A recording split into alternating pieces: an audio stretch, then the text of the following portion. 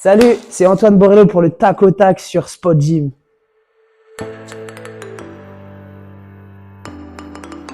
Alors si, ça me manque un peu quand même. Ça m'a manqué au début, mais là je me suis bien épanoui là dans les études et ça y est, j'ai trouvé ma voie.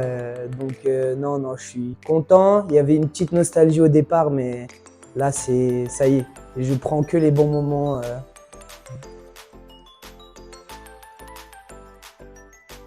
Je m'entraîne une dizaine d'heures à peu près. Je dois m'entraîner 3 heures tous les 2 jours à peu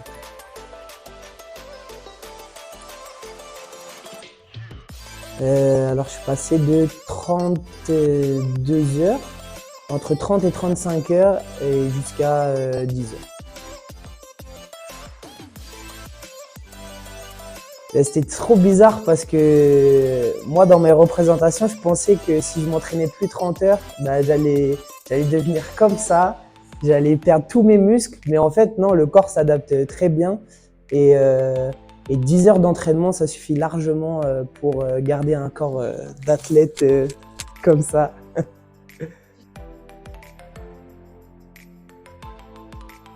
Ah ouais, c'est très très agréable. J'en profite pas mal,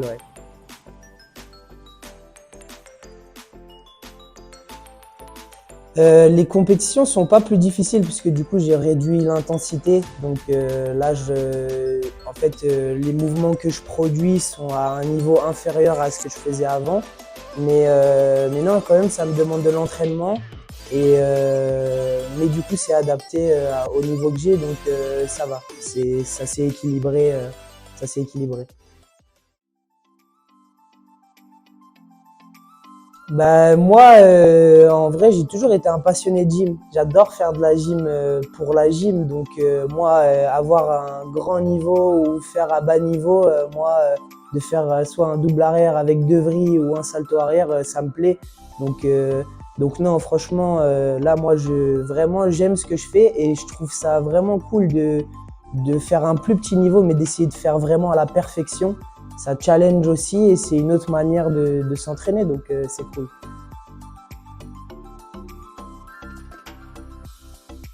Toutes saisons confondues, ça doit être je crois que c'est un duel où on finit la saison. Je crois que c'était contre Oyonnax et je passais à la barre fixe. Et en fait, c'était un match très très serré contre Oyonnax et du coup, il restait un duel et c'est Andrei Mountain. Je crois que c'est lui à Oyonnax qui passe contre moi. C'est un très bon ami à moi en plus et il fait un très beau mouvement et moi je passe derrière et je fais mon. À l'époque, c'était mon agresseur donc je fais un gros mouvement et j'arrive à gagner à 3-4 dixièmes et ça c'est un fort moment des top 12 que j'ai vécu.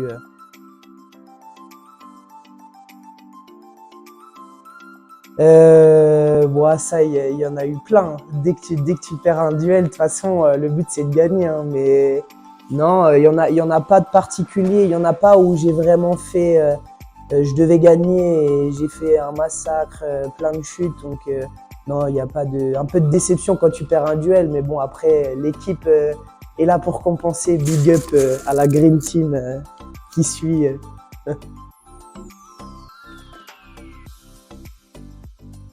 Bah, d'essayer de faire, hein. Après, je peux pas empêcher les gens de penser ça, mais je pense que c'est des gens qui connaissent pas la gym et que à partir du moment où ils mettent un pied dedans, ils se rendent compte de la difficulté. Donc voilà, je leur dirais d'essayer et de se faire leur propre avis après un essai à la gymnastique.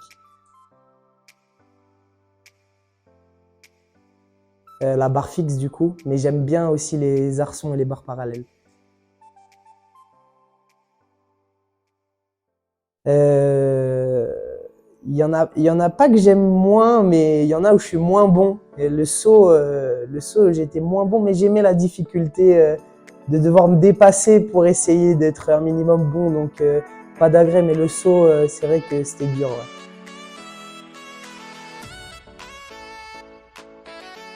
Ah, la fixe, quand tu tombes à la fixe, ça pardonne pas. Mais ouais, des chutes, de toute façon, il y en a un peu partout. En plus, elles préviennent pas. Elles arrivent à des moments comme ça où tu t'y attends pas. Mais la fixe, quand tu lâches en dessous après un lâcher, c'est pas mal impressionnant. Mais je crois que j'ai des vidéos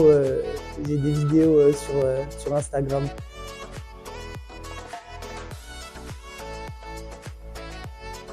Euh, Franchement, il n'y a pas d'élément en particulier. C'est plus la réalisation, pareil, en fixe, parce que c'était les gros objectifs, mais faire un gros mouvement plutôt qu'un élément, avoir une grosse note de départ. Je crois qu'à un moment, je partais à 5,8 ou 5,9. Donc à l'époque, c'était quand même une bonne note de départ. Donc plus la réalisation d'un mouvement dur plutôt qu'un élément dur.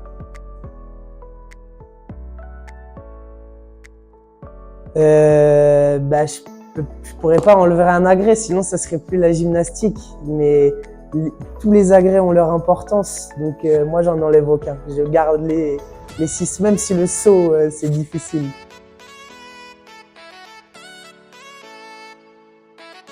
Maintenant, avec moins d'entraînement, je prends ça avec plus de légèreté. À l'époque, je prenais quand même ça sur la fin avec plus de légèreté, ça a mis du temps. Avec la maturité qui vient à l'entraînement, mais non, ça vaut pas la peine de mettre de l'énergie dans l'énervement parce que c'est de l'énergie perdue. Mais voilà, faut plus réfléchir, prendre ça calmement et un peu comme tout hein, dans la vie, hein, de pas réagir de manière impulsive, mais plus gérer ça avec réflexion. Et puis de toute façon, dans tous les cas, on a tous des moments durs, que ce soit l'entraînement ou autre part. Donc voilà, vaut mieux affronter ça avec de la réflexion et de la légèreté que autre chose. Donc voilà, pas de prise de tête et le plaisir de s'entraîner avant tout.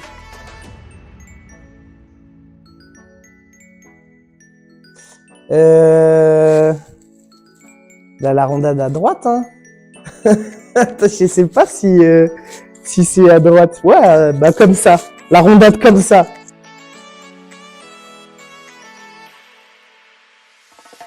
Ah, moi, c'est snow. Mais là, j'aimerais bien reprendre le ski, mais snow.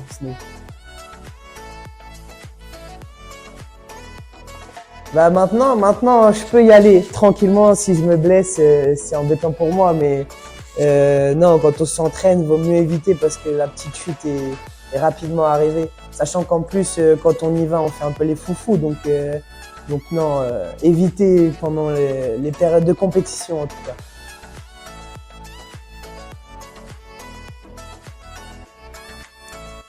Un gymnase de bonne humeur, je dirais moi, mais je peux pas dire moi, mais validé. Bon bah moi alors.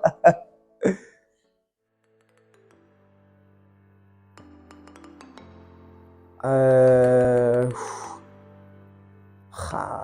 Moi je dirais moi, t'as des infos sur moi ou quoi?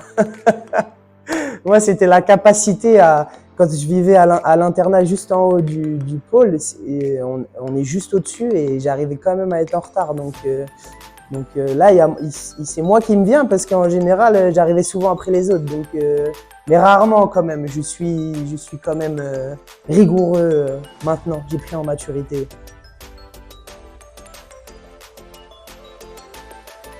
J'ai une anecdote une fois. C'est la seule d'ailleurs, hein, parce que la gymnastique c'est un monde qui est quand même petit. Mais je revenais des championnats du monde universitaires. Je crois, en Corée, c'est en 2015. Et quand j'arrive à l'aéroport, celui qui contrôlait mes bagages, il me regarde et il me dit ouais, je vous reconnais, je vous connais. Et là, je me suis dit, ça y est, j'ai changé de gamme. Non, il m'a reconnu. Je crois qu'il m'avait vu à une rediffusion, etc. Donc ça m'avait fait plaisir. Ça a été une des seules fois de ma vie d'ailleurs, mais ouais, c'est déjà arrivé dans ma vie.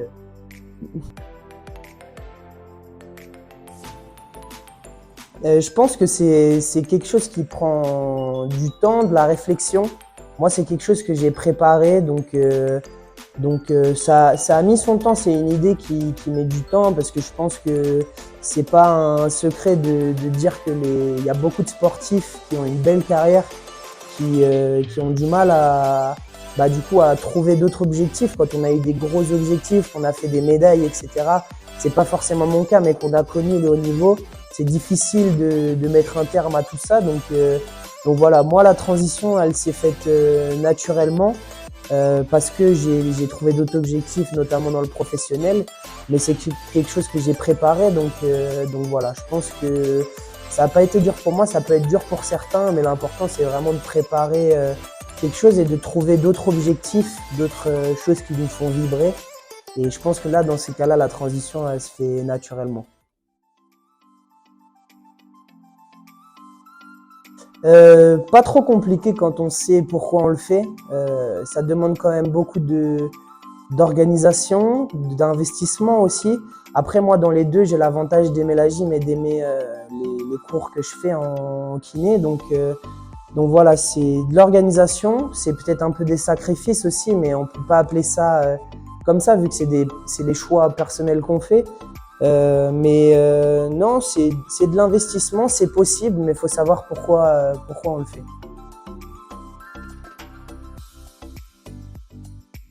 Je pense qu'à un moment sur les dernières années où vraiment je faisais que de la gymnastique, où je m'entraînais vraiment 30-35 heures par semaine, c'était un Italien, c'était Carlo Macchini, qui lui était très fort aussi en barre fixe. Et en fait, j'ai suivi son évolution, étant donné que moi, voilà, je travaillais beaucoup la fixe aussi. Il a une sacrée évolution, je l'ai vu évoluer, passer d'une gym de base quand même très propre en fixe à un gros contenu. Et d'ailleurs là, je crois qu'il y a pas longtemps, il avait fait 4e à un championnat d'Europe. Et franchement, grand respect pour lui et c'était une source d'inspiration. Donc Carlo Macchini, si tu passes aussi par ici, voilà. En plus, je crois qu'on s'était déjà parlé une fois ou deux, donc je sais pas s'il se souviendra de moi, mais Carlo Macchini.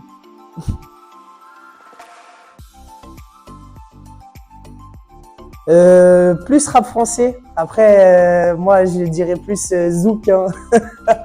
Des musiques qui dansent, où tu peux danser là comme ça, mais non, ouais, rap français, mais zouk, collé serré. Euh, Franchement, il n'y a pas de musique honteuse à écouter, hein, tant qu'on aime. Après, moi, j'écoute du Francis Cabrel à fond, hein. Franchement, Francis Cabrel, ça passe toujours.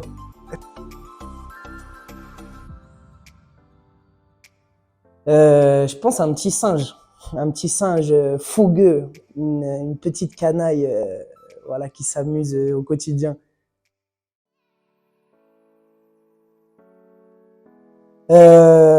Franchement, la dernière génération qui a eu, moi j'ai grandi avec les générations Benoît Caranov, Thomas Boy, Hamilton, Cyril Vieux, je peux pas tous les citer, Gaël Da Silva.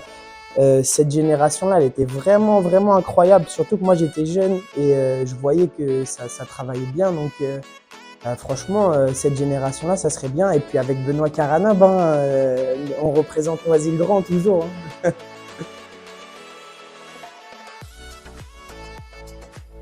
Français, je dirais Colline de Villars et Célia Serbet. Euh, C'était les deux. On était tous les trois remplaçants au JO à Tokyo. Donc voilà, ça serait mon équipe. Et de gamme, moi je dirais Loris Frasca et Pierre. Pierre, Pierre, parce qu'il a plein de noms. Pierre Haïti, Pierre Yvenel, Augustin, comme on veut, mais mon Pierrot qui aime le poulet.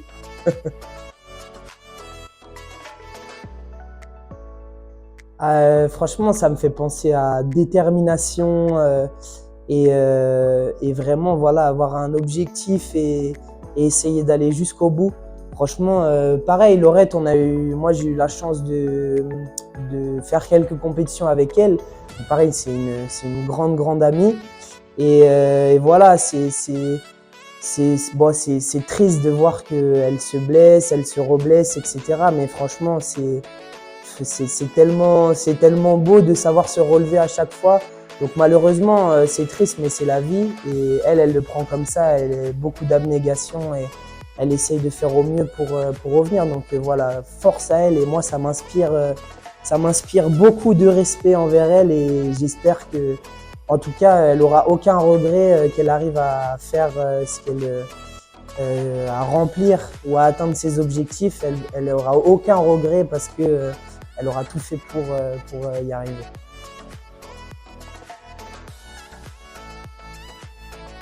C'était bien, hein. Moi, j'avais ma place de remplaçant. Franchement, bonne ambiance, un peu particulier parce que du coup, on n'était pas une équipe totale, mais on avait la chance d'avoir eu plein de quotas. Donc avec Loris Frasca, Cyril Thomasson et Samir. Donc non, ouais, c'était une très bonne expérience, un peu particulière parce que c'était pendant le Covid, mais c'était cool de vivre ça. Voilà, je peux dire que je suis allé au Japon tout frais payé. Et puis non, c'était une très très bonne expérience.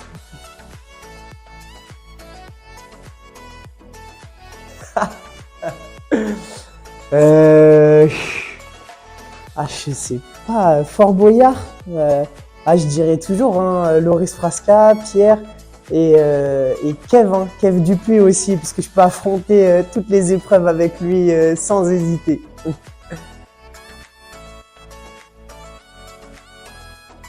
Ah, franchement, moi, il n'y a rien qui me fait peur. Après, je dis ça, peut-être je me retrouve avec des araignées sur la tête, je dirais rien. Mais ou alors, à la limite, d'aller chercher les petits messages secrets là dans les serpents ou sous les araignées, etc. Je sais pas si je serais à l'aise, mais je le ferai pour le bien de l'équipe.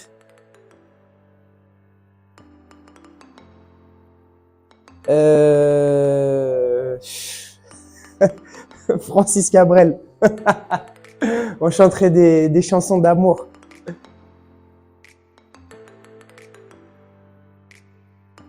Ah bah bien sûr qu'on en parle, hein. Surtout que mon père, bon là, il vient de prendre sa retraite d'entraîneur de Noisy, mais mon frère est toujours dans la gym, dans l'équipe. Et puis vu que moi j'y suis encore, bah ça parle forcément de gym, hein. C'est une grande partie de notre vie, donc on aime ça.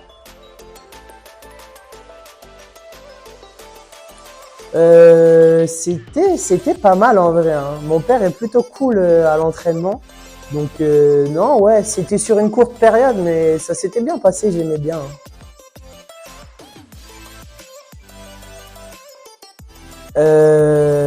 Ouais, j'y songe de plus en plus même, parce que c'est vrai que il y a là le professionnel, moi je suis diplômé dans 1 an et demi, donc ça arrive vite.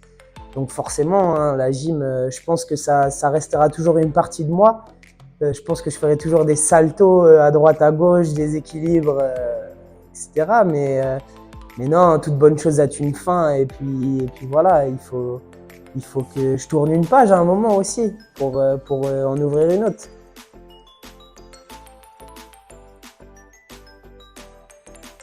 Je dormais bien. Au départ, j'ai toujours dormi bien. Après, c'était plus le jour de la compète que le stress, il était là. Mais avec le temps, on apprend en tant que sportif voilà, à l'appréhender et à travailler avec. Et il est super utile. Donc non, je dormais bien et sur la fin, je l'appréhendais plutôt bien. Encore maintenant, hein, vu que je fais aussi encore du top 12 des compétitions. Ah là, quand même, on dort bien, on dort bien. Surtout qu'on a la fatigue physique, donc on dort bien. Euh, pas de superstitieux en règle générale, hein. Voilà, le tout c'est de tant on est prêt, on est préparé. Si on arrive à gérer le stress comme il faut, la préparation, c'est le nerf de la guerre, hein. Donc pas superstitieux, il n'y a pas de secret, hein. On se transforme pas en super-héros le jour de la compète.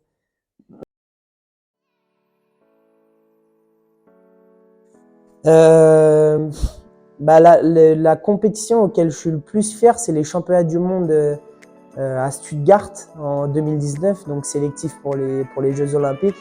Même si on ne se qualifie pas, franchement, l'équipe a fait un match d'enfer. Donc moi, je suis très fier d'avoir participé à ça.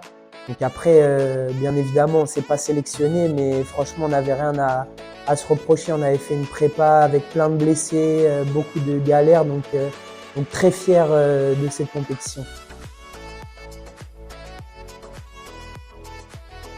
Ah là, franchement, je suis en train de me passionner pour la boxe, la lutte, des sports de combat. Mais franchement, c'est très très dur comme sport. Et en fait, c'est là où, en ayant fait toute ma vie de la gym, donc étant devenu un peu un expert dans ce sport, le fait de sortir de ce sport et de faire d'autres sports, par exemple la boxe, etc., on se rend compte que tous les sports, franchement, c'est des sports de fou, quoi. J'aurais bien aimé faire ça, mais je me rends compte que c'est une sacrée vie quand même d'être sportif. Mais j'aurais choisi la lutte parce qu'on se bat souvent avec mon père et mon frère, donc voilà.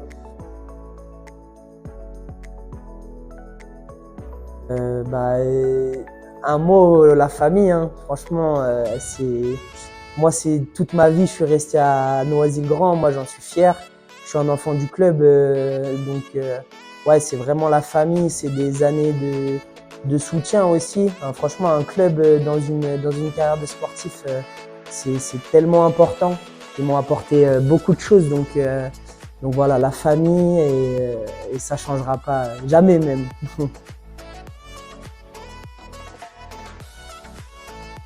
Je vais être sur les routes sur Instagram. Ce qui est sorti, c'est Benjamin Osberger, hein. Franchement, moi, depuis le temps que, là maintenant, qu'il s'entraîne à l'INSEP, il s'est beaucoup entraîné aussi à Antibes et du coup, je m'entraînais aussi pendant qu'il s'entraînait. Donc moi, j'ai vu son évolution.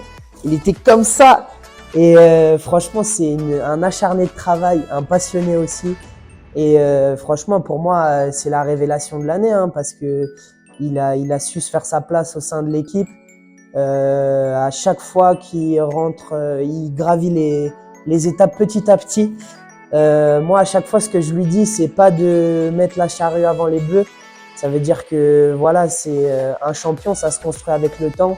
Il devient pas, il fait pas des résultats comme ça. Donc là, je pense que les dernières échéances, il a eu un peu de déception par rapport à ses 4e places. Mais je pense que s'il continue à gravir les échelons comme ça, un très bel avenir lui est réservé. Donc Benjamin, je te souhaite de continuer à garder ta passion et ta motivation et ça payera bien évidemment un jour. Donc voilà, Benjamin Osberger.